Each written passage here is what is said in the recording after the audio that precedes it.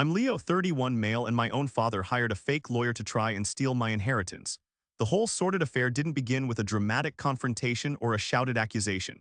It began as most modern tragedies do, with the bland, unassuming chime of a text message. I was in my office, staring at a contract that was so dense with legalese it could have been used as a paperweight, when my phone buzzed on the desk. It was from my father, Richard.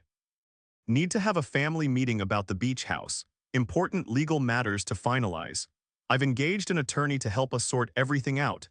Come to the house Sunday at 2 p.m. Don't be late. Every word was a small, perfectly polished stone of manipulation. Family meeting, not a discussion. Important legal matters, not a conversation. Engaged an attorney, not let's talk to one together. And the final command, don't be late, was the cherry on top of a lifetime of paternal condescension. I leaned back in my chair, the contract forgotten, and stared out the window at the soulless glass and steel of the city skyline. My heart didn't race, it didn't pound with anger. Instead, a profound and weary coldness settled in my chest. It was finally happening. The beach house, seaside serenity, was my mother's soul, rendered in cedar shingles and sea spray-dusted windows. She had used her own inheritance, money from her parents that my father had no claim to buy the small plot of land and design the house herself. It wasn't grand or ostentatious. It was perfect. It had a wide, welcoming porch with a swing sheet, and I had spent countless summer evenings on, watching the sun melt into the ocean. Inside, it smelled of salt, old books, and the faint, sweet scent of the wild roses she had planted along the fence. It was the only place on earth where I felt completely and utterly at peace. It was the only place where I still felt close to her. When she passed away last year, her will was unequivocal. Seaside serenity was left to me, Leo, her only child. The rest of her assets, a considerable sum from her own smart investments, were to be split between my father and me, a gesture of fairness that I now realized was more of a tactical appeasement. But the house was non-negotiable. It was her legacy entrusted to me. My father, Richard, had never understood sentiment. To him, everything had a price tag, a market value, a potential for liquidation. A retired sales executive, he saw the world as a series of assets to be managed and transactions to be won. He'd been furious, not in an explosive, table-pounding way. His anger was a colder, more corrosive thing. It was the quiet, simmering resentment of a man who believed he was the smartest person in any room and had just been publicly told otherwise. This wasn't new behavior. His disregard for things that couldn't be quantified on a balance sheet was a defining feature of my childhood. I remember one particularly stark example when I was about 15. My mother owned a vintage convertible, a beautiful cream-colored boat of a car that she adored. It was impractical and spent most of its time in the garage, but on sunny weekends she would take me for drives along the coast, the wind in our hair, music playing on the radio. It was her little piece of joy. One day, I came home from school and it was gone. In its place in the driveway was my father's gleaming new luxury sedan. "Where's Mom's car?" I asked. My father barely looked up from his newspaper. "Sold it," he said, as if commenting on the weather. "Got a great price for it. That old thing was just sitting there depreciating. I've reinvested the capital in a promising tech startup. It's going to be huge. This is how you build wealth, Leo. You make your assets work for you." My mother was heartbroken. I could see it in the way her smile didn't quite reach her eyes for weeks. The tech startup my father had so confidently invested in went bust 6 months later, taking the money from her car with it. He never apologized. He just complained about the bad market and the incompetence of the startup's CEO. He had taken a source of my mother's joy, liquidated it, gambled it away, and felt absolutely no remorse. He simply could not comprehend that its value to my mother was not something that could be measured in dollars and cents. That same dismissive attitude resurfaced with a vengeance after she was gone. Just weeks after the funeral, while I was still trying to navigate the crushing fog of grief, he sat me down in his study. The air was thick with the scent of leather and his expensive cologne. "Leo," he began, steepling his fingers. "We need to be practical about the beach house. It's a prime piece of real estate in a booming market. The property taxes alone are a significant burden. You're busy with your career, you don't have time to manage a second property." "I'm not going to sell it, Dad," I said, my voice barely a whisper. "Mom wanted me to have." "Leave it." He waved a dismissive hand. "Your mother was a wonderful woman, but she was always led by her heart, not her head. She saw it as a home. I see it as a multi-million-dollar asset that is currently underperforming. We sell it, invest the money properly under my guidance, and you'll be set for life. It's the smart play." "It's not an asset, it's her house." "My house," I insisted, a flicker of strength returning to me. "My answer is no." He looked at me with an expression that was a nauseating cocktail of pity and frustration. the way a master chess player might look at a novice who just made a foolish move. You're being childish, Leo. You're letting emotions cloud your judgment. You've always been too much like her in that way. That was the last time we'd spoken about it directly. But I felt his pressure in other ways, in forwarded listings for other properties, in casual comments about the rising cost of coastal insurance, in conversations with other relatives who would suddenly bring up how worried my father was about my financial future. He was building a narrative, painting me as the naive, emotional son who couldn't be trusted with his own inheritance. And now this, a family meeting, an attorney. This was his final move. He wasn't trying to persuade me anymore. He was trying to overpower me. He was creating a formal, intimidating setting where he could present his case and force my hand. He thought he was setting a trap for the sentimental boy he always thought I was. He had no idea he was walking into a cage with a lawyer. I typed back a simple two-word reply, "See you then." I put the phone down, my hand steady. The coldness in my chest was crystallizing into something else now, something hard and sharp. It was resolve. For the first time in months, the grief receded just enough for a different feeling to take its place. The quiet, focused determination of a son about to protect his mother's final wish. The days leading up to the Sunday meeting were strangely quiet. My father sent no more texts, made no calls. It was the silence of a predator that has already set its trap and is now simply waiting. For him, I'm sure the week was filled with confident phone calls to his attorney, strategizing how they would corner me. For me, the week was about preparation, not emotional but professional. My grief had been the defining feature of my life for the past year. It was a heavy cloak I wore everywhere. But now I took it off and folded it neatly, placing it aside for a while. In its place, I put on the armor of my profession. On Tuesday evening, long after my colleagues had gone home, I sat alone in my corner office, the city lights twinkling below like a fallen constellation. The firm I worked for specialized in corporate contracts, a world of meticulous detail and ironclad clauses. My job was to find loopholes, to spot weaknesses, to ensure that the language of an agreement was an impenetrable fortress for my client. It was a skill set I had never imagined I would need to use against my own family. I unlocked my personal files on my computer and pulled up the documents I had scanned months ago. First, my mother's will. I read it again not as a son but as a lawyer. It was perfect. Drafted by her longtime estate attorney, Mr. Gable, a man of unimpeachable integrity, it was clear, concise, and legally unassailable.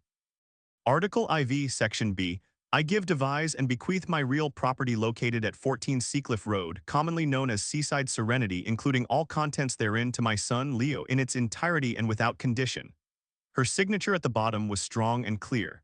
The witnesses were her two oldest friends. It was a fortress. Next, I opened the file containing the property deed, officially recorded with the county, showing the transfer of title to my name upon the execution of the will. I had a digital copy of the letter from Mr. Gable, congratulating me and confirming that all legal processes had been correctly followed and filed.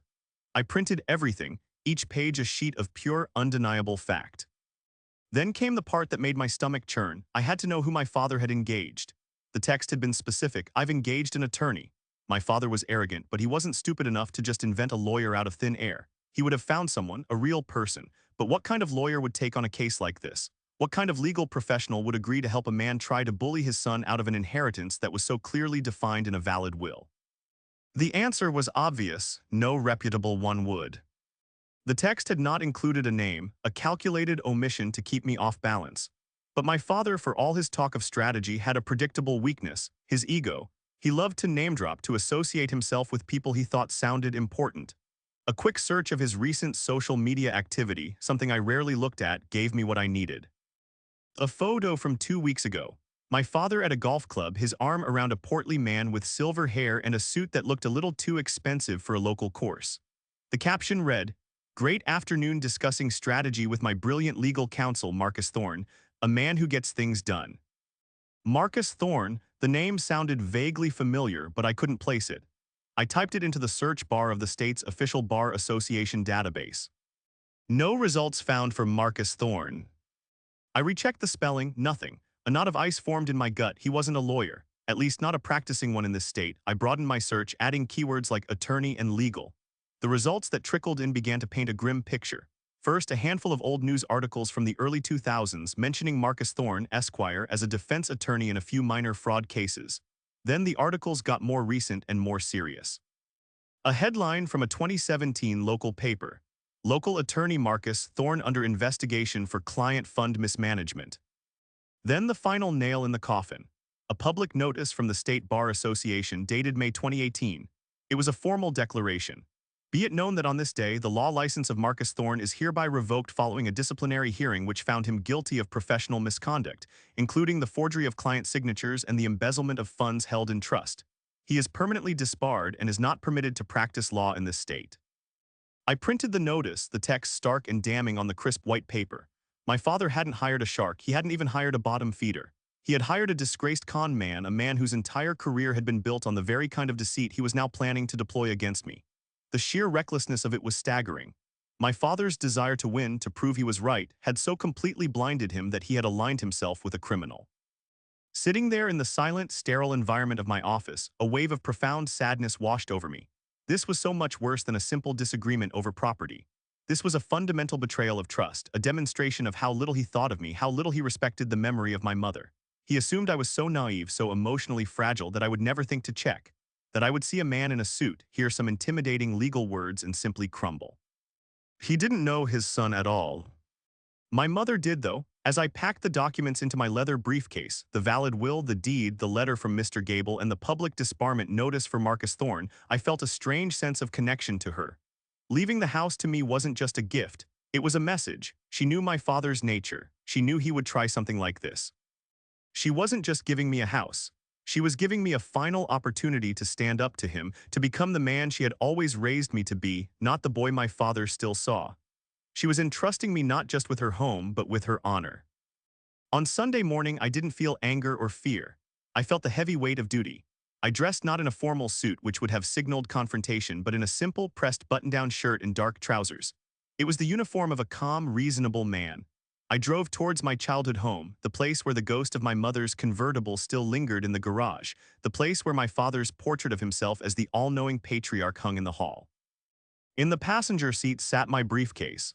It was thin, unassuming, and filled with enough truth to detonate the carefully constructed fiction my father had built. Pulling up to my father's house felt like arriving at the scene of a play for which I was the only one who had read the entire script. The house itself was immaculate, a testament to my father's belief that appearances were paramount. The lawn was perfectly manicured, the windows gleamed, and a new, ostentatious wreath that was completely out of season hung on the front door. It was a stage, and the performance was about to begin. I took a deep breath before getting out of the car, my briefcase in hand. As I walked up the stone path, the front door swung open before I could ring the bell. My father stood there, dressed in a cashmere sweater and tailored slacks, a broad, practiced smile on his face. It was the smile he used when he was about to close a big sale, and it set my teeth on edge. "Leo, you're right on time. Come in," he said, his voice booming with forced bonhomie. He clapped me on the shoulder, a gesture that was meant to look warm but felt more like he was checking me for a wire. The living room had been rearranged. The comfortable sofa and armchairs were now positioned in a formal confrontational arrangement. On one side was a single chair, clearly meant for me. On the other, facing it, were two IRS. In one sat a man I instantly recognized from the golf club photo. He was heavier in person, his face fleshy and ruddy, his silver hair meticulously coiffed. He wore a dark, pinstriped suit that was just a little too shiny, the fabric catching the light in a way that screamed polyester blend. This had to be Marcus Thorne. To my surprise, there were other people present. My Aunt Carol, my father's sister, and her husband, Uncle Gene, were sitting nervously on the sofa, positioned like a jury in a courtroom. Aunt Carol gave me a weak, apologetic smile. Uncle Gene just stared at his shoes. My father had brought in an audience. He didn't just want to win, he wanted to win publicly, to have witnesses to my capitulation. This was more arrogant than I had even imagined. "Leo, I'd like you to meet my counsel, Marcus Thorne," my father announced grandly. "Marcus, this is my son, Leo." Thorne heaved himself out of his chair and extended a damp, fleshy hand. "A pleasure to finally meet you, Leo," he said, his voice a low, gravelly baritone he probably thought sounded authoritative. "Your father has told me so much about you." "I'm sure he has," I replied, my voice neutral. I gave his hand a firm, brief shake, letting go a second before he wanted to. I nodded politely to my aunt and uncle. "Aunt Carol, Uncle Gene, I wasn't expecting to see you." Aunt Carol wrung her hands. "Oh well, your father just thought, since we're family, that we should be here to support you both." It was a poorly rehearsed line, and she knew it. They were here as reinforcements meant to add to the pressure. "Please, Leo, have a seat," my father said, gesturing to the lone chair, the chair of the accused. I sat down, placing my briefcase on the floor beside me. I didn't open it. I simply sat, my hands resting calmly on my knees, and waited. My father cleared his throat and took his place next to Thorne. He began his opening monologue, pacing slowly in front of the fireplace like a CEO addressing his board. "Thank you all for being here," he started, his gaze sweeping over Carol and Jean before briefly flicking towards me. "As you know, since my dear Alina passed, we've all been navigating a difficult time. Her primary concern was always the family's well-being and security. She was a wonderful, caring woman, but her expertise was in the heart, not in finance or estate management. She trusted me implicitly in those matters." I kept my expression placid, but inside I felt a hot flash of anger. He was already rewriting history, painting my fiercely independent mother as some kind of damsel who was lost without his financial genius. In the emotional turmoil following her death, he continued, there was some confusion regarding her final wishes, specifically concerning the beach house. "Leo," he said, turning to me with a look of feigned sympathy, "your mother loved you dearly, but she also worried. She worried that the burden of a property like that, the taxes, the upkeep, the insurance, would be too much for you. She knew it needed to be managed actively as the significant asset it is." He paused, letting the words hang in the air for my aunt and uncle to absorb. They both nodded slowly, their faces grim. They were buying it. "That's why," my father said, his voice dropping to a serious tone, "it was such a relief when we uncovered her most recent and final instructions on the matter. It turns out Alina had the foresight to clarify her intentions before she passed. Marcus has been instrumental in helping me bring these documents to light." He nodded to Thorne, passing the baton. The con man leaned forward, clasping his hands on the coffee table between us. He had an air of practiced solemnity, like an undertaker trying to upsell a casket. "Leo," Thorne began, his voice smooth as cheap whiskey, "what we have here is a simple matter of a codicil to the will. It's a legal amendment. It's quite common for individuals to update their wishes as their circumstances change. Your mother, in the last weeks of her life, drafted and signed a legally binding codicil that effectively amends the disposition of the beach house." He reached into his own shiny, overstuffed briefcase and pulled out a small stack of papers with a theatrical flourish. He laid them on the table, a paper-thin monument to his and my father's deceit. "This document," he said, tapping the top page, "supersedes the previous clause in the will. It states quite clearly that ownership of the Seaside Serenity property is to be transferred to your father, Richard, who she names as the executor of this specific asset, trusting in his long-established financial acumen to manage it for the good of the entire family." My father nodded gravely, a picture of humble responsibility. I watched them, a perfectly rehearsed duo, the overbearing patriarch and his hired gun. They thought they had set the stage perfectly. They had the audience, the dramatic speeches, the offic. Aisle-looking papers. They looked at me, expecting shock, confusion, maybe even tears. They had no idea that I was looking right through the cheap set and the bad actors, and was simply waiting for my cue. And they were about to give it to me. "So you can see," Marcus Thorne said, leaning back in his chair with an air of finality, "it's all quite straightforward." He slid the stack of papers across the polished surface of the coffee table. The top page was titled in a bold, authoritative font, "Final Codicil to the Last Will and Testament of Eleanor Reid." My mother's maiden name had been Reed, not Reed. It was a small, sloppy error, the first of many I knew I would find. I picked up the documents. The paper felt too thin, too bright white, lacking the subtle, creamy texture of the linen bond paper Mr. Gable used for all official legal filings. I began to read, my face intentionally blank. I could feel 4 pairs of eyes fixed on me. My father's confident and proprietary, Thorne S. smug and predatory, my Aunt S. anxious and pitying, my uncle's just plain uncomfortable. "Take your time, son," my father said, his tone dripping with false magnanimity. "We know this is a lot to take in." I read through the first paragraph, a mess of convoluted pseudo-legalese. It was full of dramatic, unnecessary words like heretofore and forthwith, deployed in a way that sounded impressive to a layperson but was functionally meaningless. It was the legal equivalent of a teenager trying to sound smart by swallowing a thesaurus. "As you'll note on the final page," Thorne interjected, unable to resist guiding the narrative, "it was signed by your mother and witnessed by 2 nurses at the hospital. It's all perfectly valid." I flipped to the last page. There it was, a shaky, uncertain signature next to my mother's typed name. It was a decent forgery, I had to admit. It captured the slight tremor her hand had developed in her final year. But it was too exaggerated. It looked less like her actual signature and more like someone's idea of what a sick person's signature should look like. Below it were the signatures of the so-called witnesses, Brenda Smith, RN, and Diane Jones, RN, and next to them, a notary stamp pressed hard into the paper, the ink slightly bled. My father decided it was time for the emotional hammer. He sighed heavily, a theatrical sound of sorrow. I remember the day she signed it, he said, his voice thick with manufactured emotion. She was so frail but so determined. She told me, Richard, you have to handle the house, you have to protect our legacy. Leo is a good boy, but he doesn't have your head for these things. It was one of the last lucid conversations we had. It brought me such peace to know she trusted me like that. Aunt Carol sniffled beside him, dabbing at her eyes with a tissue. It was a masterful performance. He was painting a picture of a loving husband dutifully carrying out his sainted wife's dying wish, and I was the ungrateful son standing in the way of her final piece. I continued to sit in silence, slowly turning the pages. I held one up to the light from the window, examining the watermark. There wasn't one. I ran my thumb over the notary seal. It wasn't raised. It was a flat digital imprint, the kind you could download from the internet, a forgery so lazy it was insulting. The document is clear, Thorne pressed, his patience beginning to fray at my silence. To execute your mother's wishes and avoid any unnecessary legal entanglements or probate challenges, we have also drafted a simple quitclaim deed. All it requires is your signature, transferring your interest in the property to your father as stipulated by the codicil. Once you sign, this whole difficult matter is settled. He produced another document from his briefcase with a flourish. Quitclaim deed, it announced in the same bold font. He placed it on top of the forged will next to an expensive-looking fountain pen. The trap was now fully laid and baited. The stage was set, the audience was primed, the pressure was at its peak. This was the moment they expected me to break. They expected me to argue, to get emotional, to protest that Mom would never do this. At which point they would calmly point to the evidence and have my aunt and uncle coo about how I was just overwrought with grief. I finished my placid review of the papers. I stacked them neatly, tapping them on the table into a perfect pile.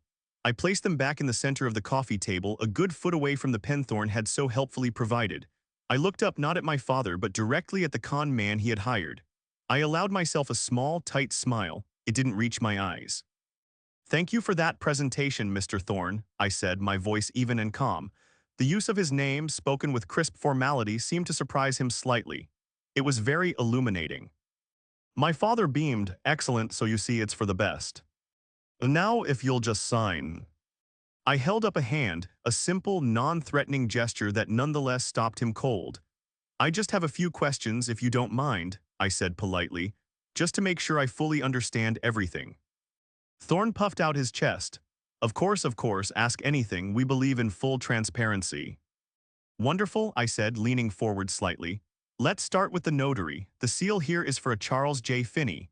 I'm just curious, was he present when my mother signed this, or did he notarize it later?" The air in the room shifted just a fraction. The smug confidence wavered. It was the first question they hadn't rehearsed an answer for. Marcus Thorne's smile faltered for the barest of moments before he recovered, his professional mask sliding back into place. "He notarized it afterwards," he said smoothly. "Standard practice. The witness's sworn testimony is sufficient for a hospital-setting notarization." "Is it?" I asked, my tone one of genuine curiosity. Because I was under the impression that under state law, a notary must personally witness the signature being made. But then again, I'm just a contract lawyer. Estate law is a whole different ballgame, which brings me to my next question, Mr. Thorne. I was so impressed by your name that I looked you up. I couldn't seem to find which university you received your law degree from. Was it a local one?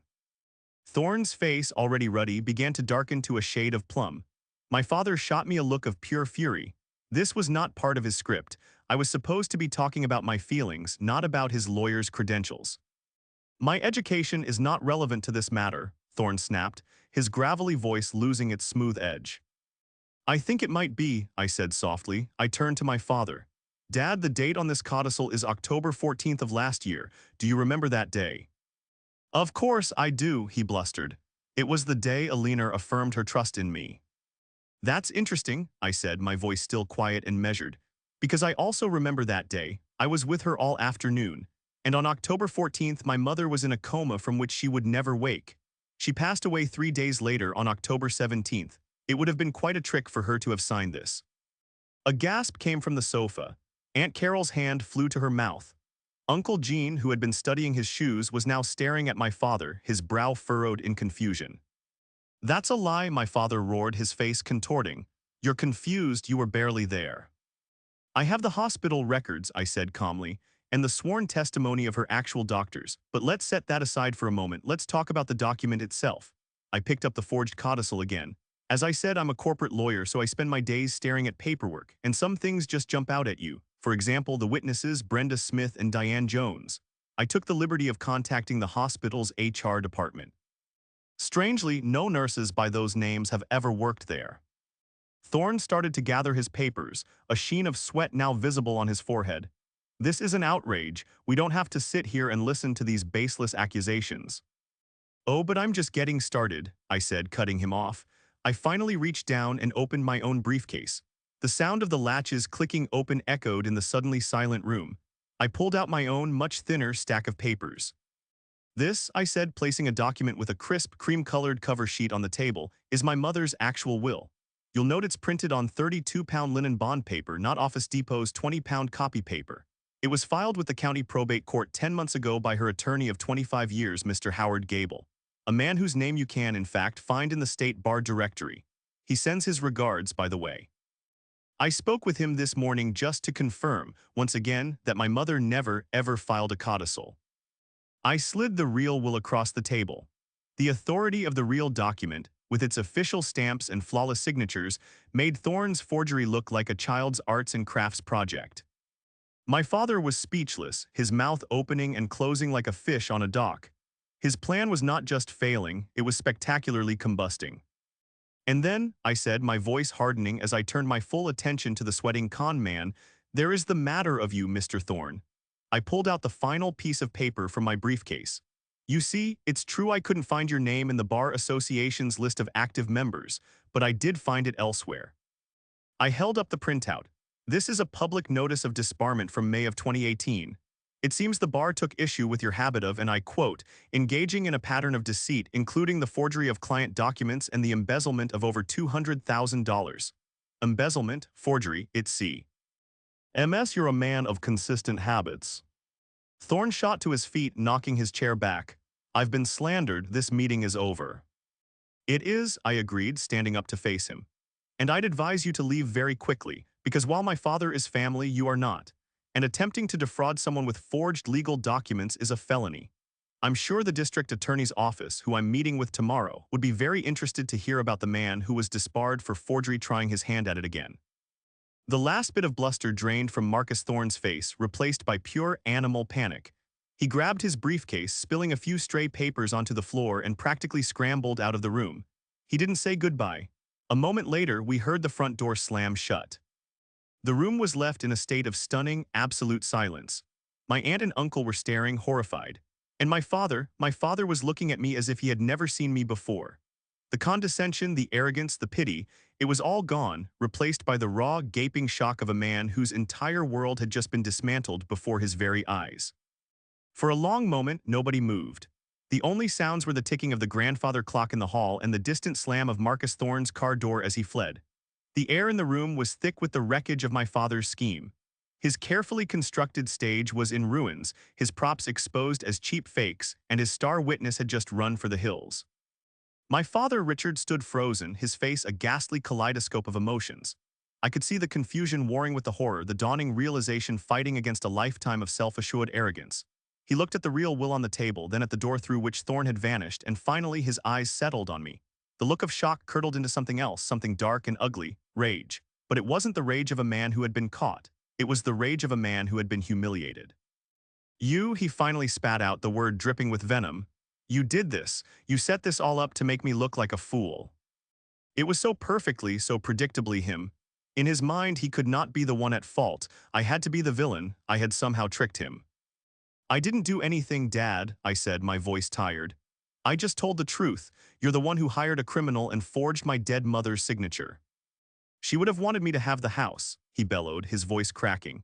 He turned to Aunt Carol and Uncle Gene, his arms spread wide in a gesture of appeal. She would have. She knew I was the one who could manage it, who could make it worth something. He's going to let it rot. He's going to sit on it out of pure sentimentality while it could be securing this family's future. This was the core of it. The truth, finally laid bare, he genuinely believed it. He had convinced himself that his greed was a form of responsible stewardship, that his desire for control was a paternal virtue. My mother's actual documented wishes were an inconvenient emotional error. His own desire was the true logical path. And then came the moment that left everyone speechless. It wasn't my takedown of Thorne or my presentation of the real will. It was my father's complete and utter emotional collapse. His rage dissolved as quickly as it had appeared, replaced by a raw, pathetic desperation. "She always favored you," he whispered, his voice suddenly small like a child's. His eyes grew shiny with tears. "Always, that car, that stupid beach house, it was always about what you and she wanted. I was just the man who paid the bills. The man who worked, who built everything we had, and she gives her most valuable asset to him." He wasn't speaking to me anymore or to his sister. He was speaking to the ghost of his own perceived victimhood. He pointed a trembling finger at me. "He's not a man, he's a boy, always hiding behind his mother's skirts. And now he's hiding behind his fancy lawyer tricks to humiliate his own father."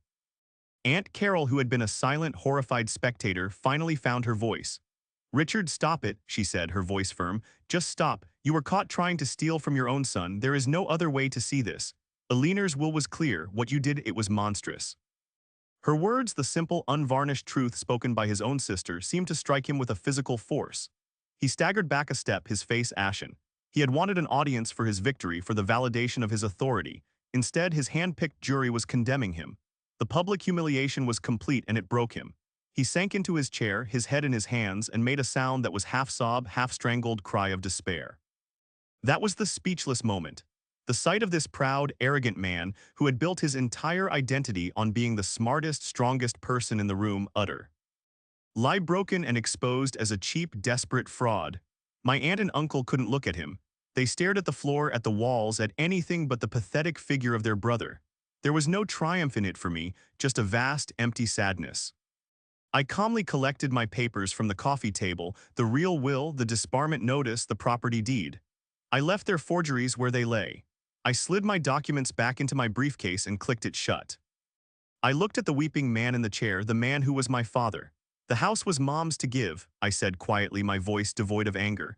"She built it, she loved it, and she entrusted it to me. She knew I would protect it." I paused, then delivered the final, painful truth. "I'm sorry you couldn't respect her wishes or me." I turned and walked out of the room. I didn't look at my aunt or uncle. I didn't look back at my father. I walked down the hall, past the pictures of a family that no longer existed, and out the front door into the clean, fresh air. I left him there alone in the ruins of his own making, surrounded by the silent judgment of the family he had tried to use as pawns. The war was over. I had won. But it felt astonishingly like a loss. The days that followed were defined by a profound and echoing silence. I met with a lawyer from the district attorney's office, as I said I would. I laid out the facts, presented the forged documents, and gave my statement. They were particularly interested in Marcus Thorne and assured me they would be pursuing charges of fraud against him. When they asked about my father, I hesitated. Seeing him broken in that chair, stripped of his pride and dignity, had been a hollow victory. Pressing charges felt less like justice and more like kicking a man who was already down. "He's lost his family," I told the lawyer. "His reputation with the people who mattered to him is destroyed. For him, that's a life sentence. Let's focus on Mr. Thorne." The lawyer nodded, understanding. My father would live with the shame, and the con man he hired would face the law. It felt right. My father never called. My aunt did once. She apologized profusely for being there, for not seeing it sooner. She told me Richard wasn't speaking to anyone, that he was just sitting in his house, the curtains drawn. I told her it wasn't her fault and that I appreciated her call, but the conversation was strained and awkward. The chasm that had opened up in our family was too wide to be bridged with a simple phone call. The relationship with my father wasn't just severed. It had been revealed as a hollow structure that had collapsed under the first real pressure. There was nothing left to rebuild. A week after the disastrous meeting, I drove out to the coast. I needed to be there. I needed to reconnect with the reason for the entire battle. As I turned onto Seacliff Road, the salty air filled my car, a clean scent that seemed to scrub away the grime of the past few weeks. And then I saw it, Seaside Serenity. It stood just as my mother had left it, simple and beautiful, its weathered gray shingles a perfect contrast to the brilliant blue of the sky. I let myself in with the key she had given me years ago. The air inside was still and cool, carrying the familiar, comforting scent of old wood, sea salt, and her. I walked through the rooms, running my hand along the familiar furniture, tracing the rim of a ceramic bowl she had made, touching the spines of her favorite books on the shelves. This wasn't just a collection of assets. It was a museum of her love. In her bedroom, I sat on the edge of the bed, looking out the window at the endless expanse of the ocean. My father had seen this view and seen dollar signs. My mother had seen it and seen eternity. I finally understood with painful clarity why she had been so specific in her will. She didn't leave the house to me to spite my father. She left it to me because she knew he would try to destroy it. He couldn't help himself. He couldn't see a beautiful thing without wanting to convert it into cash. She wasn't just protecting the house from him, she was protecting me from him too. She was giving me a final lesson in what was truly valuable. On her bedside table, tucked inside her favorite book of poetry, was an envelope with my name on it, written in her elegant script. My hands trembled as I opened it. I had never seen it before. It must have been there for over a year, waiting for me. The letter inside was short. My dearest Leo, if you are reading this, it means I am gone and you are standing in our special place. I hope you will always find peace here. I am leaving this house to you and only you for a simple reason. You understand its language. You know that its true value is not in its foundation, but in the memories we built here. Its worth is measured in sunsets and laughter, not in market appraisals. There may come a time when you have to defend it. There may be people who tell you it is just a thing, an asset to be sold. They will speak the language of money, but you must continue to speak the language of the heart. It is a quieter language, but it is stronger. Be strong, my love. Protect this place, and in doing so, protect the best parts of us. I love you always. Mom. Tears streamed down my face as I read her words. It was her final message, a confirmation of everything I had just been through. She had known, she had trusted me. In that moment, the lingering sadness of my father's betrayal began to recede, replaced by a wave of profound love and gratitude. I had not just won a house, I had honored her trust, I had spoken her language, I had protected the best parts of us. I stayed at the house that night, falling asleep on the old porch swing to the sound of the waves, just as we used to do. When I woke, the sun was rising, painting the sky in shades of orange and pink. I felt a sense of peace I hadn't felt in a very long time. The fight had been ugly and painful, but it was over. I had stood my ground, not as the boy my father saw, but as the man my mother had raised me to be. The house was safe, her memory was safe, and I finally was free. I wanted to share this story with all of you because I think it touches on a difficult truth. Sometimes the people who are supposed to love us the most are the ones who fail to see us for who we truly are. They see us through the lens of their own ambitions, their own insecurities, and their own needs. Learning to stand up for yourself, especially against family, is one of the hardest things a person can do. It's painful, and it can mean losing relationships you thought would last a lifetime. But protecting what is truly valuable, your integrity, your peace, and the legacy of those you love is a battle worth fighting. If you're facing a similar struggle, know that you are not alone, and your quiet strength is more powerful than you can imagine. After listening to today's story, perhaps it has raised some new questions in your mind. Every day on Reddit, new experiences and moments create fresh stories. We are all human. If you enjoyed this story, feel free to share it. Thank you for your time, and don't forget to keep an eye out for more stories coming soon.